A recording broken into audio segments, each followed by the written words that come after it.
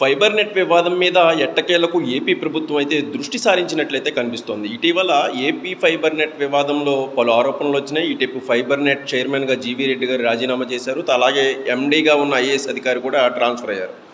దీనిలో భాగంగా వైఎస్ఆర్సీపీ గవర్నమెంట్లో ఎలాంటి అనుమతులు లేకుండా ఇష్టానుసారం పెట్టుకొని ఇంటి నుంచి పనిచేస్తూ అసలు కార్యాలయానికి రాకుండా ఏ పని చేయకుండానే వాళ్ళకి జీతాలు ఇస్తున్న వారిని తీసివేయాలని అప్పట్లో చైర్మన్ జీవీ రెడ్డి గారు చేసిన ఆరోపణల మీద అయితే ఎట్టకేలకు ప్రభుత్వం విచారణ జరిపించింది. 500 మంది ఉద్యోగులను ఒకేసారి తొలగిస్తున్నట్లయితే ఈరోజు తీర్మానించారు.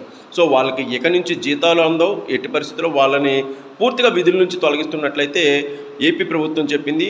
గతంలో ఉన్న సూర్య ఎంటర్ప్రైజెస్ నుంచి వీళ్ళు రిక్రూట్ అయినట్లయితే గుర్తించారు. వాళ్ళు ఏ పని చేయకుండానే ఏపీ ఫైబర్ నెట్కు ఆర్థికంగా నష్టం చేకూరుస్తున్నారని గుర్తించి వీళ్ళందరినీ తొలగింపు చేపట్టారు. దీంతో ఇప్పుడు ఏపీ ఫైబర్ నెట్లో కొన్ని ప్రత్యామ్నాయాలు వెతకాల్సిన పరిస్థితి కనిపిస్తోంది.